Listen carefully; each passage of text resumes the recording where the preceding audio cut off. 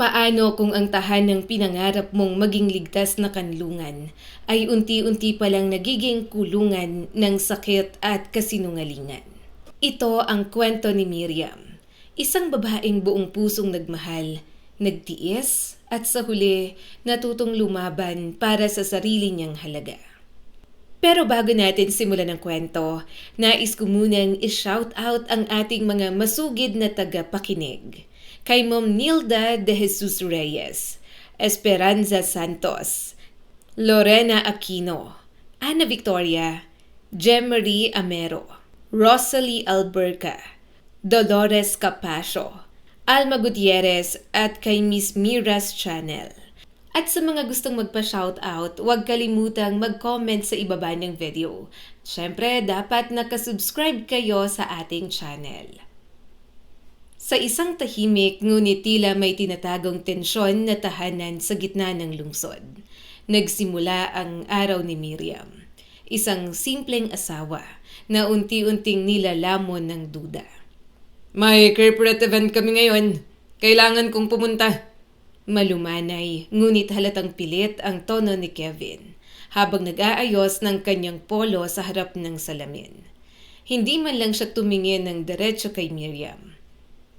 Bigla na lang naisip ng boss namin na i-celebrate ang 3rd anniversary ng kumpanya kahit hindi naman ganun kaimportante.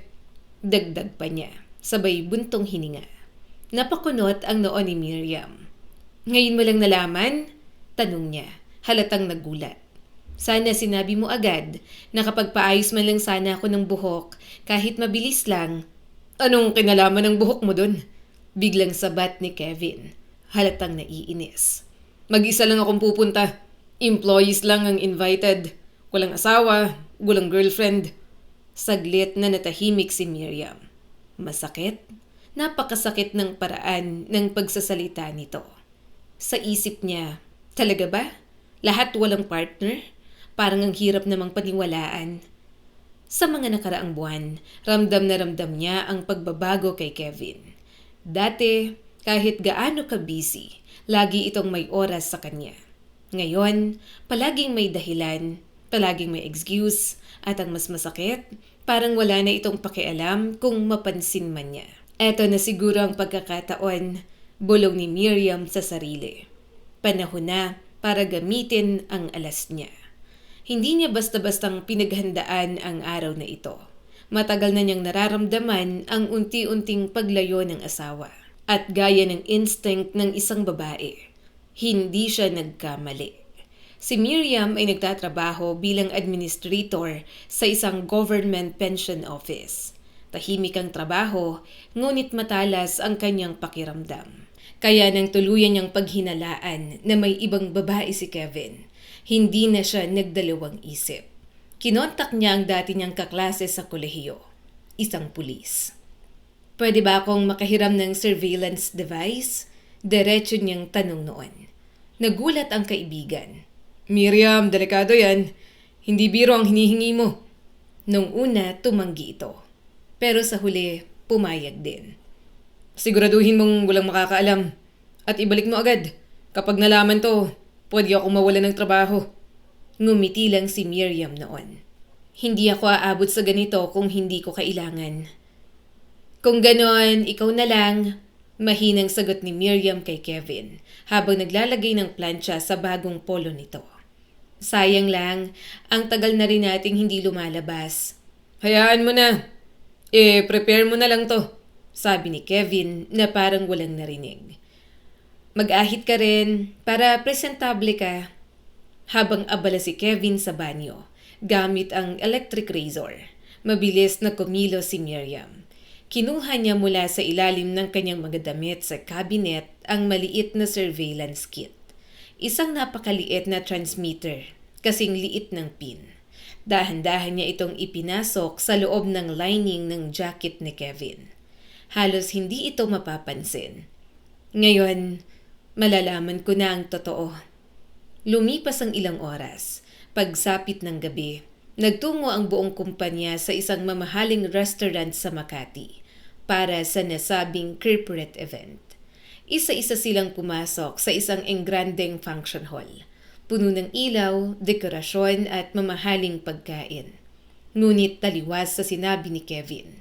Maraming empleyado ang may kasamang asawa o partner. At doon, dumating si Kevin. Kasama ang isang babaeng elegante ang bihis, makinis ang balat, nakasuot ng fitted na damit at mahigpit na nakakapit sa kanyang braso. Habang naglalakad, tila sinasadya pa nitong igalaw ang kanyang balakang. Abala ang lahat sa paghahanda. May mga musikero sa maliit na entablado, nagtutune ng kanilang instrumento. Ang mga waiter, nagmamadaling magdala ng iba't ibang putahe. Halatang hindi nagtipid si Mr. Rodriguez, ang kanilang boss. Kevin, malambing na sabi ng babae habang nakangiti. Hindi ka ba kinakabahan? Paano kung may makakita sa atin? Tumawa si Kevin ng malakas. Ano ka ba? Sino ba namang makakaalala sa asawa kong yun? Sabi niya nang walang pag-aalinlangan. Mas titingin pa sila sa'yo. Ang ganda-ganda mo. Lumapit siya at hinila ang babae. At saka wala na kaming pakialam sa isa't isa. Para na kaming magkaibang tao sa isang bahay. Tumingin siya sa mata ng babae. Ikaw ang mahal ko. At walang pag-aatubili, hinalikan niya ito. Samantala, sa kabilang bahagi ng lungsod, nakaupo si Miriam. Hawak ang maliit na listening device. Naririnig niya ang bawat salita. Bawat tawa, bawat kasinungalingan. Nanginginig ang kanyang kamay. Ano? Walang makakaalala sa akin? Bulong niya habang tumutulo ang luha. Ganito na lang ba siyang ituring? Hindi lang siya niloko, pinahiya pa siya. Walang hiya, mariin niyang sabi. Pinupunasan ng luha. Hindi lang siya nangaliwa. Ipinagmamalaki pa niya sa harap ng iba. Huminga si Miriam ng malalim. Hindi ko to palalagpasin. Mabilis siyang nag-ayos. Kahit puno ng galit at sakit ang kanyang dibdib, pinilit niyang ayusin ang sarili. Ngunit hindi niya mapigilan ang pag-agos ng luha. Masakit? Sobrang sakit. Tumawag siya ng taxi at agad umalis ng bahay. Bitbit ang listening device sa kanyang bulsa. Habang nasa biyahe, patuloy niyang pinapakinggan ang bawat salita ng asawa. Ngunit sa sobrang bigat ng kanyang iniisip, hindi niya agad napansin ang driver. Hanggang sa mapatingin siya sa harapan. Napansin niya ang kakaiba, ang manibela. May hand controls para sa gas at preno. At sa pagitan ng mga upuan, may 2 saklay. Mahina niyang bulong. Paano kung maaksidente kami? Napansin ng driver ang kanyang tingin. Ngumiti ito ng mahinahon. Alam ko kung anong iniisip mo, sabi nito. Nag-aalala ka dahil may saklay ako, no? Huwag kang mag-alala. Matagal na ako nagmamaneho. Wala pa akong naging aksidente. Saglit siyang tumingin sa salamin. May 2 anak akong binubuhay. Kaya natuto akong lumaban sa buhay. Tahimik na napatingin si Miriam. Sa kabila ng kanyang problema, may ibang tao palang mas mabigat ang pinagdadaanan.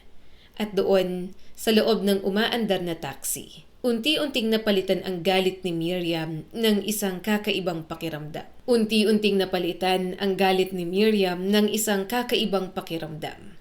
Pagkamausisa. Kuya, maingat niyang tanong.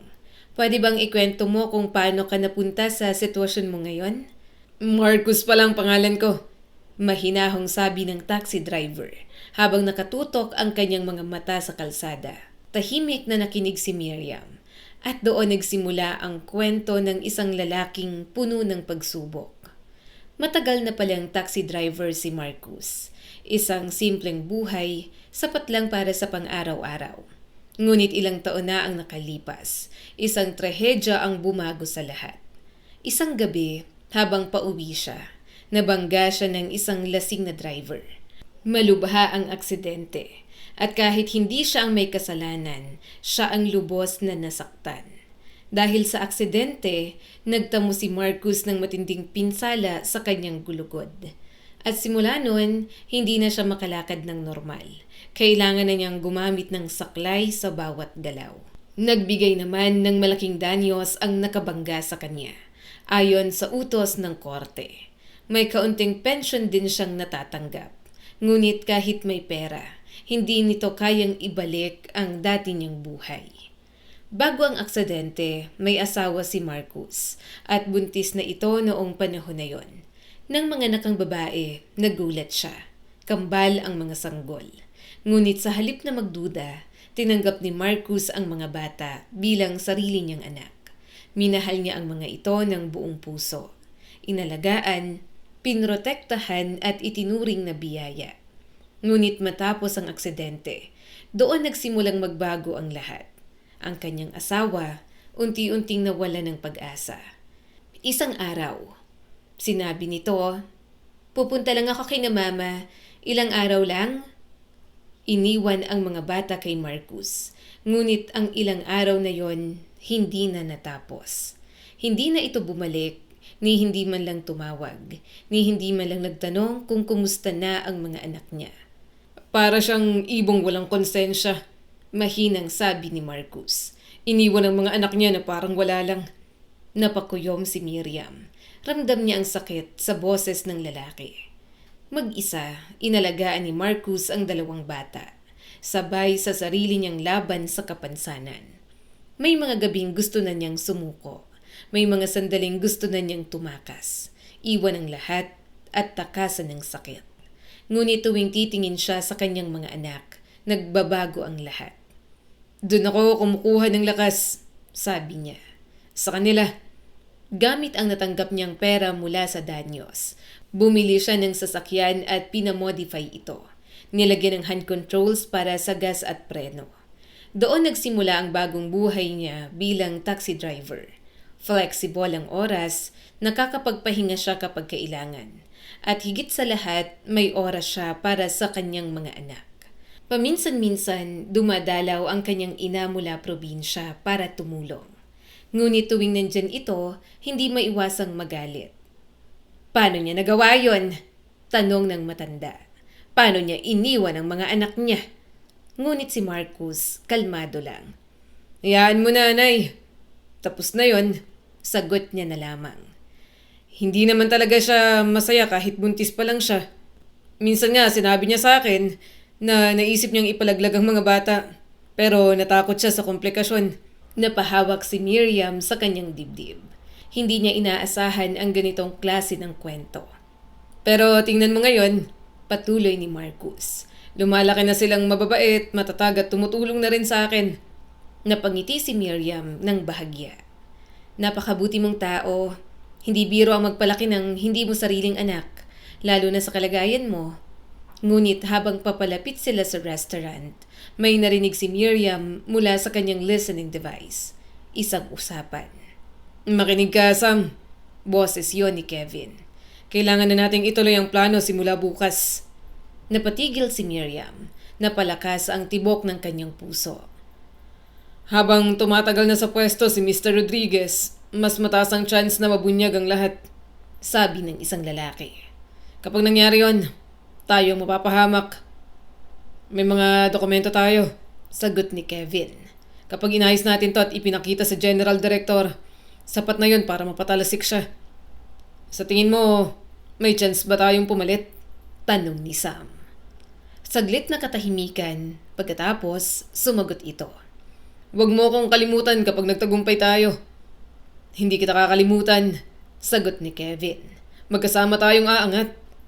Parang gumuho ang mundo ni Miriam. Hindi lang pala siya nangangaliwa. Bulong niya. May binabalak pa siyang masama sa trabaho. Hindi niya matanggap. Ang lalaking pinagkatiwalaan ng boss nila. Ang lalaking binigyan ng oportunidad, ganito pala ang ginagawa. "Walang hiya," mariin niyang sabi. At ako, tinatawag niyang walang silbi. Sa una, balak niyang sugurin ang venue. Gumawa ng eksena. Ipahiya si Kevin sa harap ng lahat. Ngunit pagkatapos ng kanyang narinig, nagbago ang kanyang isip. "Anong mapapala ko kung aawayin ko siya ngayon?" tanong niya sa sarili. "Makikita ko lang ang mukha niyang walang konsensya tapos ano?" Huminga siya ng malalim. "Hindi, kailangan ko mag-isip. Kailangan kong planuhin to ng maayos." Unti-unting nabuo ang isang bagong plano sa kanyang isip. Mas tahimik, mas mapanganib. "Huminto ka na dito," Sabi niya kay Marcus bago makarating sa restaurant. Nag-alok pa ang driver. Ihatid na kita pa uwi, ma'am. Mukhang mabigat ang iniisip mo. Ngunit umiling si Miriam. Hindi, maglalakad na lang ako. Habang naglalakad sa madilim na kalsada, ramdam niya ang sakit, ang hiya, ang galit. Parang piniga ang kanyang puso. Halos hindi siya makahinga. At sa bawat patak ng luha, isang bagay ang unti-unting tumitibay sa kanyang kalooban. Habang naglalakad siya sa isang maliit na parke, madilim, tahimik at halos walang tao, nakalubog siya sa malalim na pag-iisip. Hindi niya namalayan, may 3 lalaking papalapit sa kanya. "Uy, saan ka pupunta, ganda?" Sabat ng isa at halatang lasing. Napaigtad si Miriam. Agad siyang umiwas at sinubukang lampasan ang mga ito. Ngunit biglang inilabas ng isa ang kanyang paa. Halos matisod si Miriam. "Pakiusap, paalisin niyo ako," nanginginig niyang sabi. "Sandali lang, kikilalanin muna natin ang isa't isa." Bulalas ng isa pa, paurong-sulong ang dila sa kalasingan. Biglang kumabog ang dibdib ni Miriam. Takot. Matinding takot ang naramdaman niya. Sinubukan niyang tumakbo, ngunit sa isang iglap, hinablot ng pangatlong lalaki ang kanyang bag. "Hoy! Akin yan!" sigaw niya. Ngunit wala na. Sa awa ng Diyos, nakataka si Miriam. Halos patakbong umalis, umiiyak at hinihingal. Habang pauwi, punong-puno ng galit ang kanyang puso. Masaya siya ngayon. Nagsasaya habang ako. Iniwan niya ako sa bahay. Niloko ako tapos ngayon, ninakawan pa ako dahil sa kanya. Sinira niya ang buhay ko. Pagdating sa bahay, halos bumagsak si Miriam sa pagod at emosyon. Ngunit may isang taong naghihintay sa kanya. "Miriam!" Ang kanyang biyanan, si Aling Sara. "Anong nangyari sa'yo? Bakit ka umiiyak? Nasaan si Kevin?" Sunod-sunod na tanong nito, halatang nag-aalala. Saglit na naisip ni Miriam na ilabas ang lahat. Sabihin ang katotohanan, ang pagtataksil, ang panlilinlang. Ngunit pinigilan niya ang sarili. "Nadukutan po ako sa parke," sagot niya at pilit pinakalma ang boses. "Pumunta lang po ako ng butika kasi masakit ang ulo ko. Tapos may 3 lasing na lalaki. Kinuha yung bag ko." "Diyos ko!" gulat na sabi ni Aling Sara. "Nakita mo bang mukha nila? Tawagan natin ang mga pulis." Ngunit umiling si Miriam. "Wala naman pong masyadong laman yon. Susi lang at kaunting pera. Buti nga po't nasa bulsa ko yung cellphone ko. Magpapagawa na lang po ulit ako ng duplicate bukas. Sayang yung bag pero ayos lang." Dahan-dahan kumalma si Miriam. Malaki ang naitulong ng presensya ng kanyang biyanan. Naglabas si Aling Sara ng mga pasalubong. "Gumawa ako ng cheesecake muffins para sana sa inyo." Ngumiti si Miriam sa unang pagkakataon sa gabing yon. Nagkape sila, nagkwentuhan at kahit sandali, nawala ang sakit sa puso ni Miriam. Malapit si Miriam sa kanyang biyanan. Sa mata ni Aling Sara, perpekto si Miriam. Masipag, malinis sa bahay, masarap magluto, may magandang trabaho, matalino. Maganda, at higit sa lahat, may mabuting puso. "Ang swerte ni Kevin sa'yo," madalas niyang sabihin. Ngunit hindi alam ng biyanan kung gaano kalayo ang katotohanan. Matapos ang mahabang usapan, nagpaalam na ang nanay ni Kevin. At si Miriam halos mawala ng lakas. Bumagsak sa kama at agad nakatulog. Ngunit hindi pa tapos ang gabi. Isang malakas na kalabog ang nagpagising sa kanya. Nahulog ang takore sa kusina. 6:00 ng umaga at kakauwi lang ni Kevin. Lasing, halos hindi makatayo, binabangga ang kung ano-ano. Uminom ito ng tubig at parang walang nangyari. Pumasok sa kwarto, humiga at nakatulog na agad. Sa sandaling yon, may napagtanto si Miriam. Hindi ko na kayang mabuhay ng kasama siya. Ngunit hindi lang yon. Naalala niya ang usapan ni na Kevin at Sam. Ang plano, ang pagtataksil, hindi lang sa kanya kundi pati sa kanilang boss. Hindi ko rin pwedeng pabayaan yon. Kahit hindi niya personal na kilala si Mr. Rodriguez, Naniniwala siya. Kung ang mga tulad ni Kevin ang gustong pabagsakin siya, malamang hindi siya masamang tao. Kinabukasan, kinuha ni Miriam ang numero ni Mr. Rodriguez mula sa reception ng opisina. Tinawagan niya ito. Hello? Ako po si Miriam, asawa ni Kevin. Nagpakilala siya at humiling ng isang lihim na pagkikita. Hindi sa opisina. Nagulat si Mr. Rodriguez. Bakit gusto mong makipagkita? At patago pa? Tanong nito. Ngunit pumayag din. Nagkita sila sa isang cafe malapit sa opisina. At doon, ibinuhos ni Miriam ang lahat. Ngunit sa una, hindi ito makapaniwala. Kalokohan yan, sabi ni Mr. Rodriguez. Sasabihin mong may sabuatan laban sa akin si Kevin at si Sam.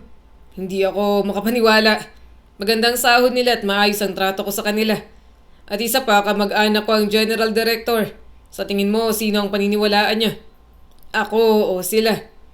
Ngunit nang iparinig ni Miriam ang recording, nanahimik si Mr. Rodriguez. Unti-unting nagbago ang kanyang mukha. At tama ka, mabigat niyang sabi. Mga walang hiya. Hindi ko akalain na kaya nilang gawin to. Salamat sa'yo. Ngayon handa na ako. Hindi sila makakalusot. Saglit siyang tumingin kay Miriam. At bilang kapalit, sasabihin ko rin sa'yo ang dapat mong malaman.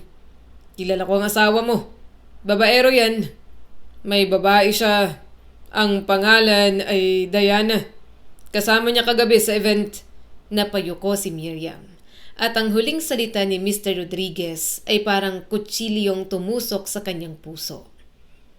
Iwan mo na siya. Hindi ka niya mahal. Sa puntong ito, hindi na lamang puso ni Miriam ang nasaktan. Pati na rin ang kanyang paninindigan bilang asawa. At ngayon, handa na siyang wakasan ng lahat. Napabuntong hininga si Miriam matapos marinig ang sinabi ni Mr. Rodriguez. Alam ko na po ang tungkol sa babae niya. Mahina ngunit matatag niyang sagot. Kaya ako nandito para ito na rin ang paalam ko sa asawa ko. Saglit siyang tumingin sa labas ng cafe. At tama po kayo, iiwan ko na siya. Salamat po sa payo. Dagdag niya. Paalam. Samantala, sa kabilang panig ng lungsod, habang nag-aayos si Kevin ng kanyang mga damit mula sa nagdaang corporate event, may napansin siya. Isang maliit na bagay sa kanyang jacket. Hinawakan niya ito at nanlaki ang kanyang mga mata. Anong? Isang maliit na transmitter. May naglalagay nito para makinig sa mga usapan ko. Biglang bumilis ang tibok ng kanyang puso. May nakakaalam na ba ng plano namin? Hindi niya alam na ang taong naghahanap ng katotohanan ay ang sarili niyang asawa. Samantala, si Mr. Rodriguez hindi rin basta-basta. Bagamat kamag-anak niya ang General Director, may sarili rin siyang mga lihim at hindi siya ganun kalinis gaya ng inaakala ng iba. Ngunit nang malaman niya ang balak ni na Kevin at Sam, nagpa siya siyang makipaglaro. Isang laro na puno ng panlilindang. Tinawag niya si Kevin sa kanyang opisina. Kevin, may nakausap ako kanina. Mahinahon niyang sabi. Si Sam, nanlamig si Kevin. Sabi niya may plano ka raw laban sa akin.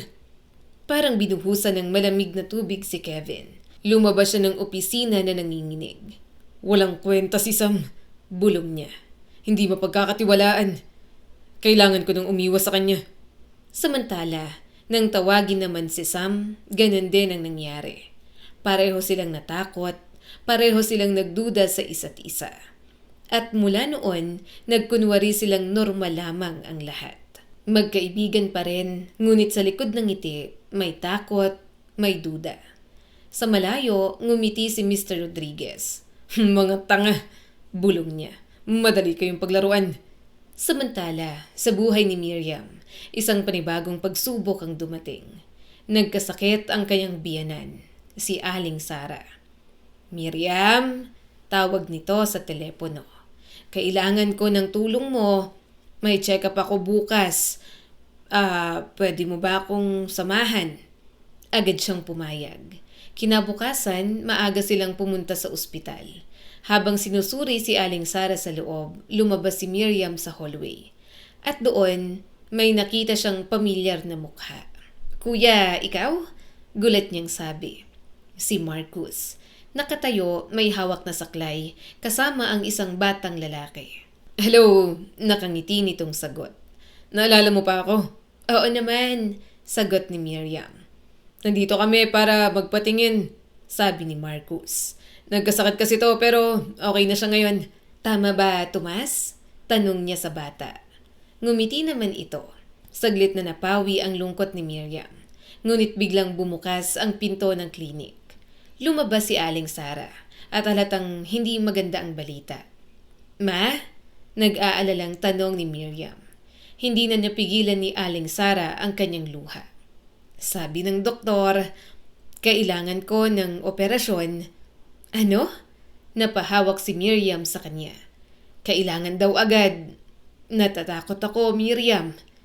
Hindi ko kayang sumailalim sa operasyon." Agad siyang niyakap ni Miriam. "Ma, huwag kayong mag-alala. Ngayon alam na natin kung ano ang gagawin.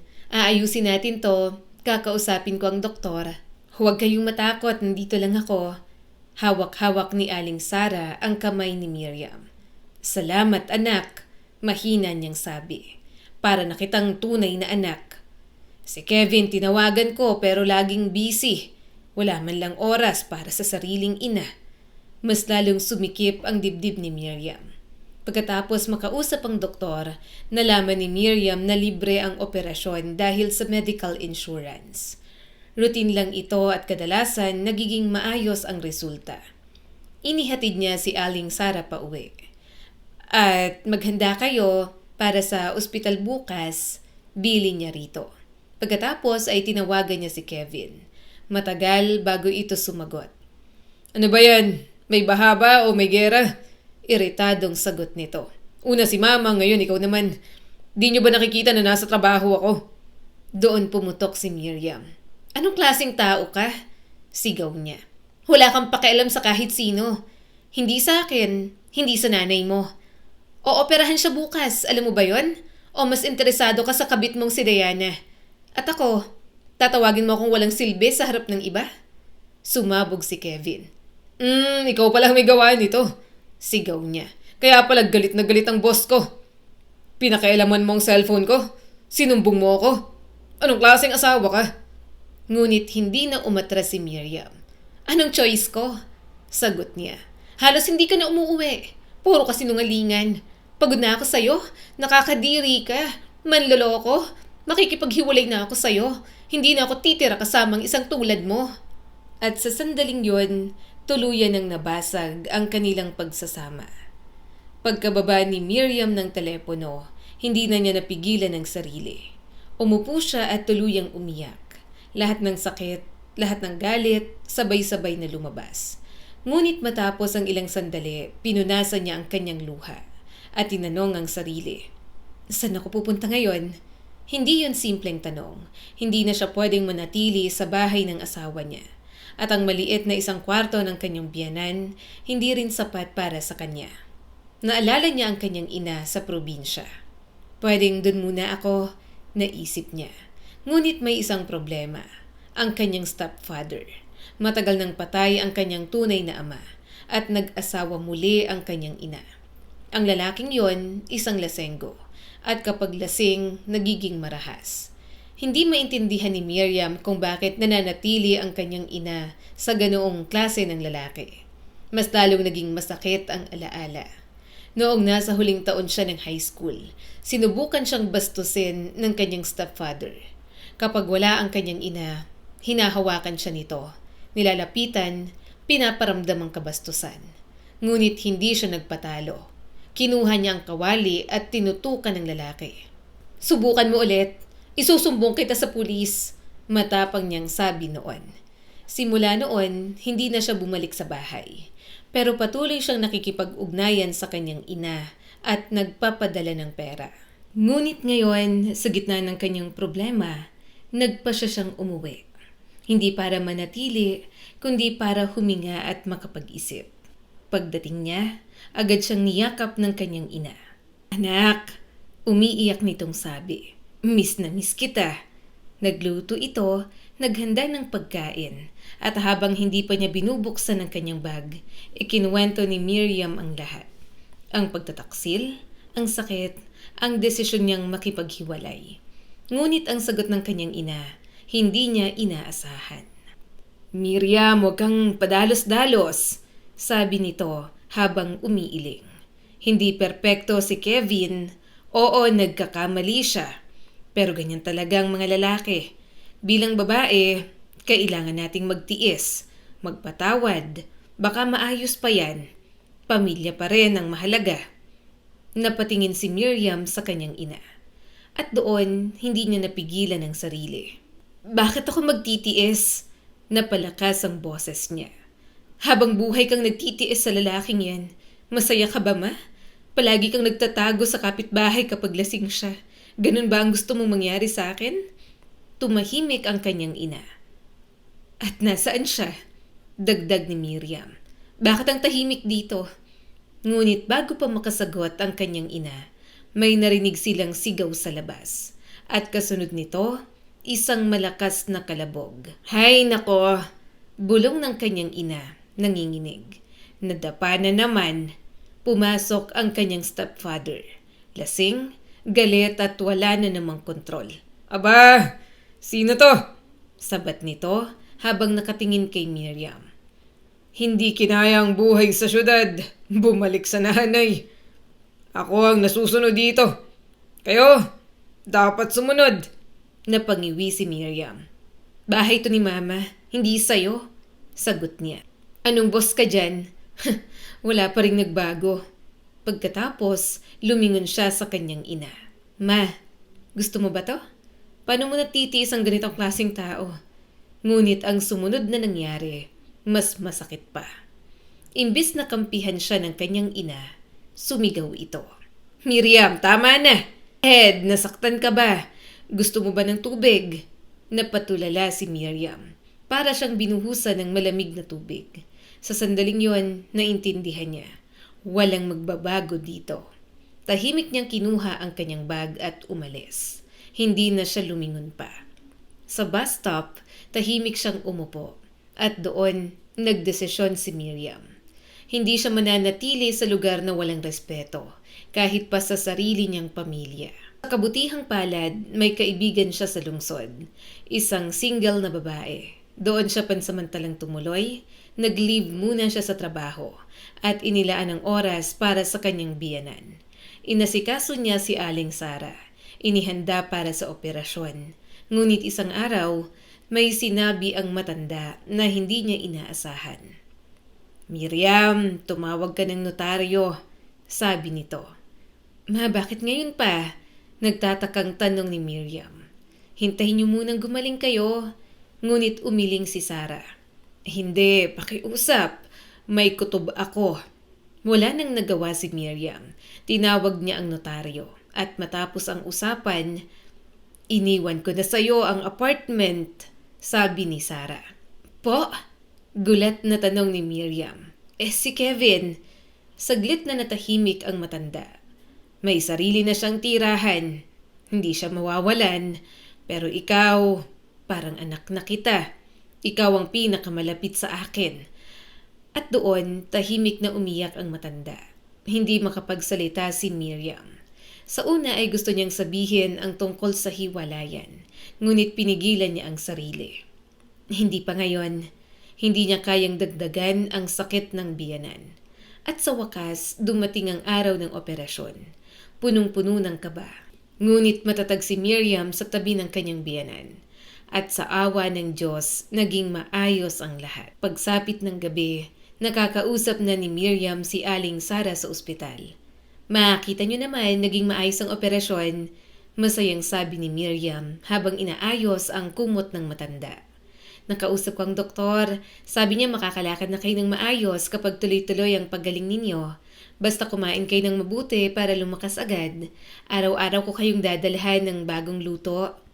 Naluha si Aling Sara sa narinig.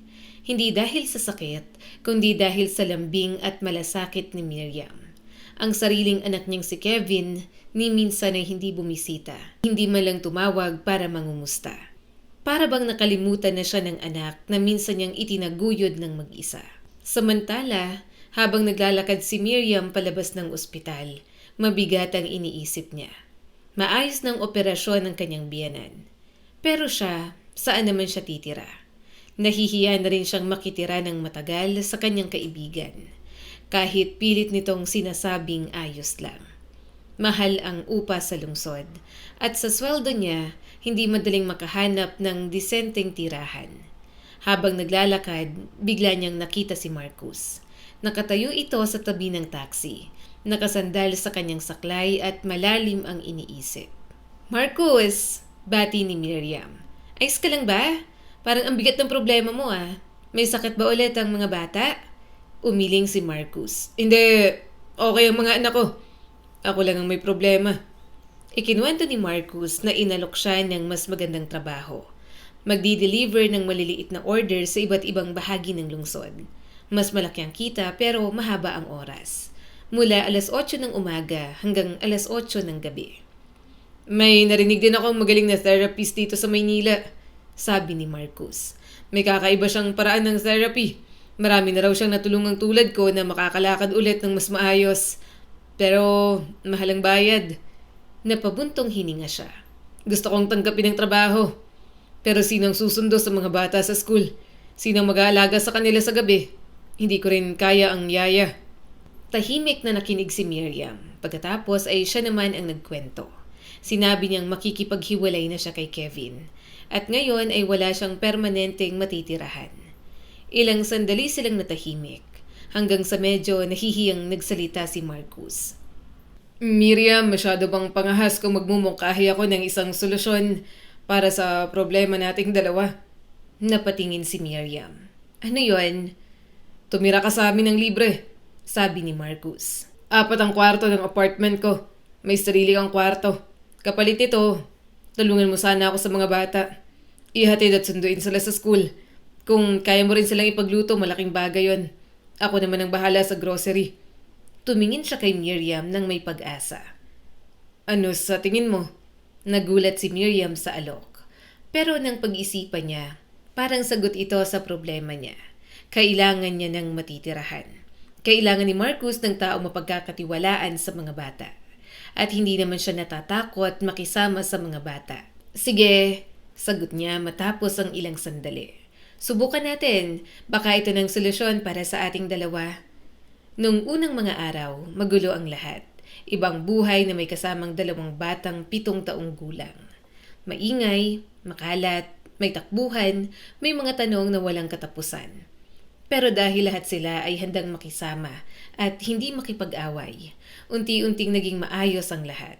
Mababait ang mga bata. Hindi sila maarte, marunong makinig. Nag-extend pa ng leave si Miriam sa trabaho kahit walang bayad ang dagdag na araw. Buong puso niyang inayos ang bahay. At doon niya nakita kung gaano kahirap ang pinagdaraanan ni Marcus. Kahit pilit nitong ginagawa ang lahat, hindi madali ang kumilos gamit ang saklay. Hindi nagtagal, naging maaliwalas ang buong bahay. Nalabhan ang mga damit, naplansya, maayos na naitupi at naitago. Malinis ang kusina. At araw-araw may mainit at masarap na pagkain sa mesa. Masaya ang mga bata. At si Marcus para siyang nananaginip. Pag-uwi niya mula sa mahabang trabaho, may naghihintay na hapunan. May maayos na tahanan. May mga batang busog at ligtas. Hindi niya man sabihin, ramdam ni Miriam ang pasasalamat nito. Patuloy pa rin niyang binibisita si Aling Sara sa ospital. Dinadalhan niya ito ng pagkain, damit, at kung ano-ano pang kailangan. "Ma, sabi ko naman sa'yo, magiging maayos ang lahat," sabi ni Miriam habang inaabot ang baon. "Malaking bagay ang paniniwala niyo sa pagaling. Ang galing-galing niyo na." Pilit niyang pinalalakas ang loob ng biyenan.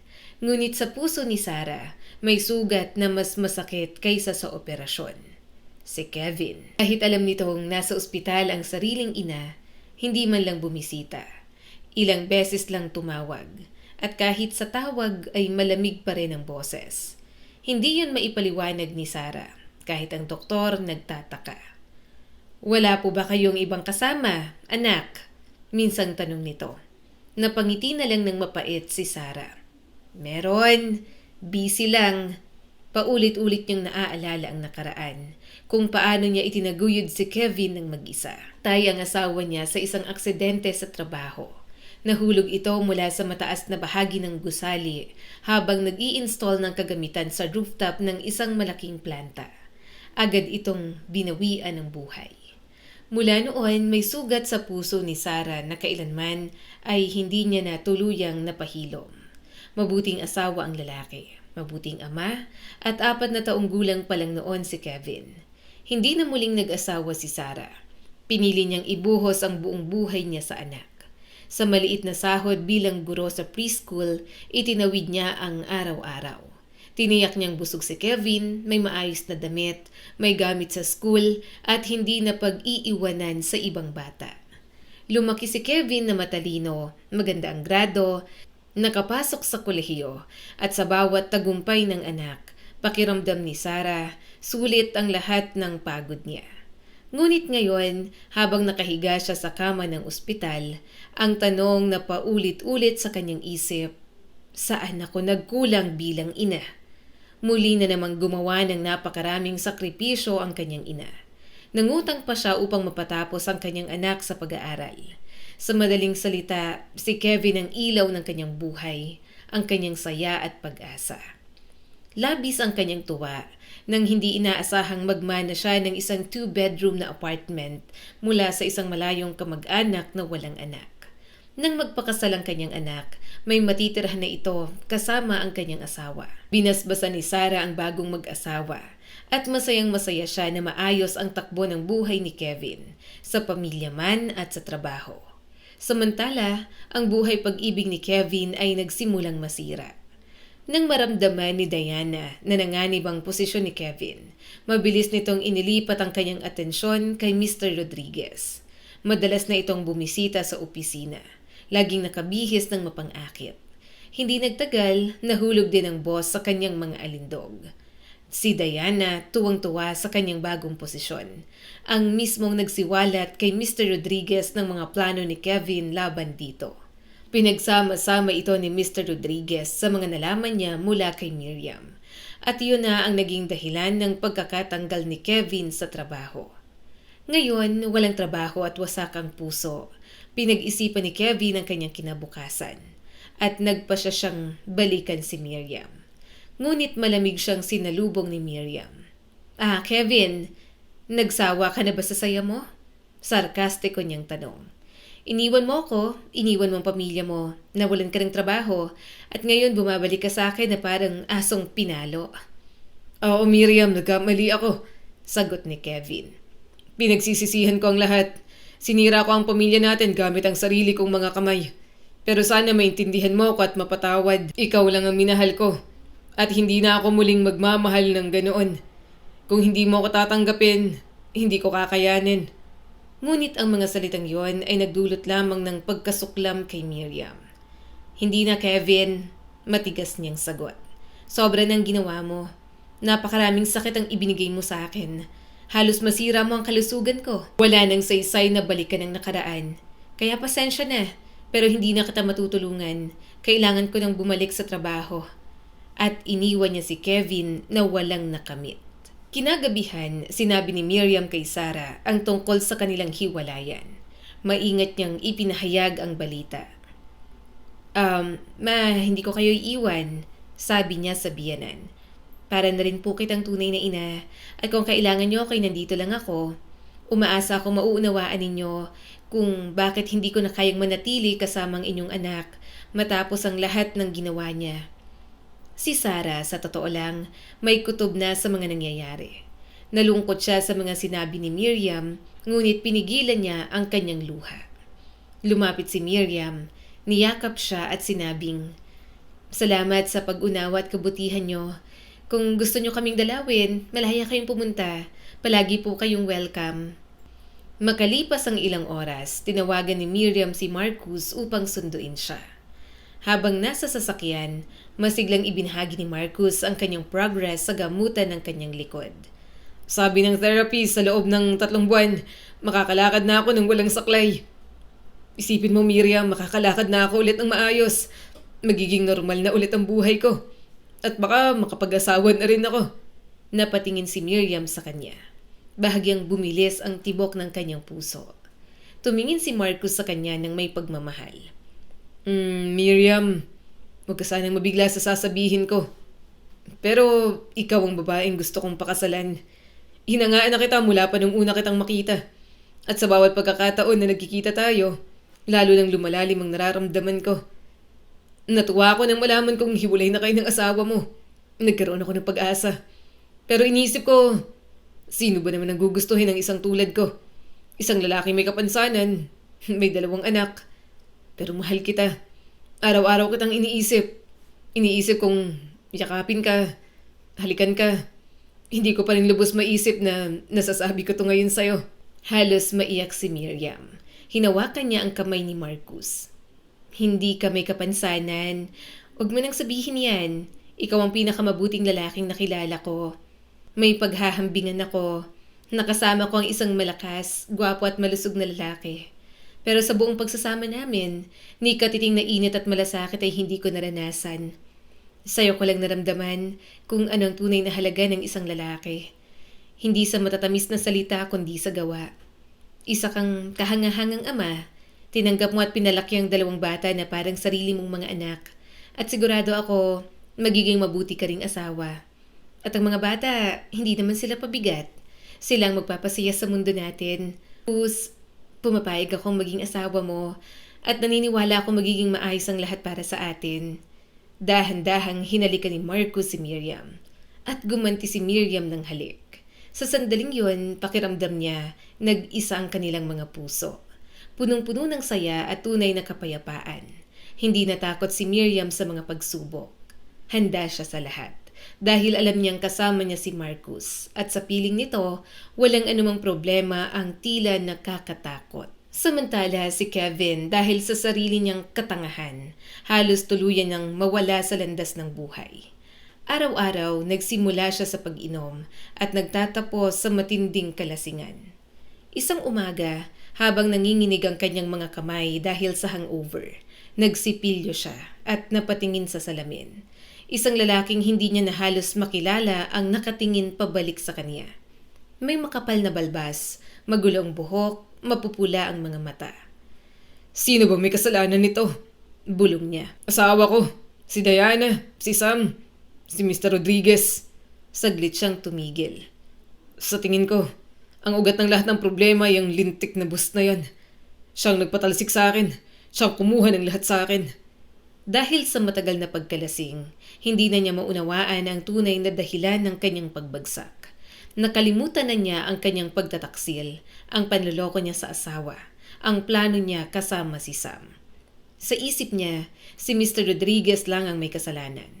Isang gabi, bumili si Kevin ng lighter fluid sa isang hardware store at nagtungo sa opisina. Madilim ang paligid, tanging buwan ng paminsan-minsang sumisilip sa ulap. Binuhusan niya ng likido ang pinto ng opisina. Habang nanginginig ang kanyang kamay, sinubukan niyang sindihan ito. Ngunit paulit-ulit itong namamatay dahil sa hangin. Kaya tinakpan niyang lighter gamit ang kanyang jacket at muling sinindihan. Sa wakas, nagliyab ang apoy, ngunit pati ang kanyang jacket. Aray! Sigaw niya. Nataranta siya. Pinilit patayin ang apoy sa kanyang katawan. Nasunog ang kanyang mga kamay at pati na rin ang kanyang mukha. Halos mahubad niya ang jacket para lamang makaligtas. Samantala, dahil sa alarm system, dumating agad ang bombero. Umiiyak ang sirena sa gabi at hindi nagtagal nakilala si Kevin sa CCTV. Sa korte nakaupo siya. Namumula ang kanyang mukha. Halos hindi na maghilom ang mga sugat. Nagka-bandage ang kanyang mga kamay. Malaki ang pinsala at katumbas ito ng halaga ng kanyang apartment na tuluyan niyang nawala. Samantala, si Sarah, hindi kinaya ang stress. Nagkaroon siya ng stroke at makalipas ang 6 na buwan, tuluyan na siyang pumanaw. Sa libing, taus-pusong umiyak si Miriam. Siya ang nag-asikaso ng lahat. Si Kevin ay dumating din. Lasing, paminsan-minsang umiiyak, paminsan-minsang sumisigaw. At ang mas masakit, Pinag-uusapan niya ang mana. Pinaghalong awa at galit ang naramdaman ni Miriam. Nang basahin ng notaryo ang testamento, sumabog si Kevin sa galit. "Wala kang kwenta!" sigaw niya kay Miriam. "Niloko mo ko. Inagaw mo pati ang nanay ko. Ngayon pati apartment niya nakuha mo na." Ngunit kalmadong sumagot si Miriam. "Kevin, hindi ko kasalanan yun." Mahinahon niyang sabi. "Matagal nang ibinigay sa akin ng nanay mong apartment bago pa ang operasyon niya. Hindi ko yun hiningi. Ang gusto ko lang, gumaling siya at sumaya. Ikaw ang dahilan kung bakit siya tuluyang nanghina. Bago mo sisihin ng iba, tingnan mo muna ang sarili mo. Tumigil ka sa pag-inom, magbago ka. Pumunta ka sa simbahan, humingi ka ng tawad. At kapag nagbago ka, papatawarin kita. Sigurado akong ikatutuwa yun ng nanay mo." Parang sinampal si Kevin ng mga salita ni Miriam. Sa unang pagkakataon, natauhan siya at nagpa siyang magbago. Nakahanap siya ng trabaho bilang security guard. At gaya ng pangako ni Miriam, ibinigay niya ang susi ng apartment. Hindi na siya nagpagala-gala. At sa tulong ng pakikipag-usap sa pari, unti-unti siyang bumalik sa tamang landas. Nag-asawa rin siya muli. Hindi man sila naging magkaibigan ni Miriam, nanatili siyang nagpapasalamat dito dahil binigyan siya ng pangalawang pagkakataon. Samantala, si Marcus, matapos ang therapy at ehersisyo, nakatayo na muli. Nakakalakad na kahit may bahagyang pilay. Nagpakasal sila ni Miriam at magkasamang pinalaki ang mga bata. Masaya, payapa. Nagpasya silang lumipat sa probinsya. Ibinenta ang kanilang apartment sa lungsod at bumili ng maluwang na bahay. Isang araw, tumawag ang ina ni Miriam. Umiiyak ito. "Anak, tama ka. Hindi ko na kaya. Pagod na ako. Miss na kita. Ano ang gagawin ko?"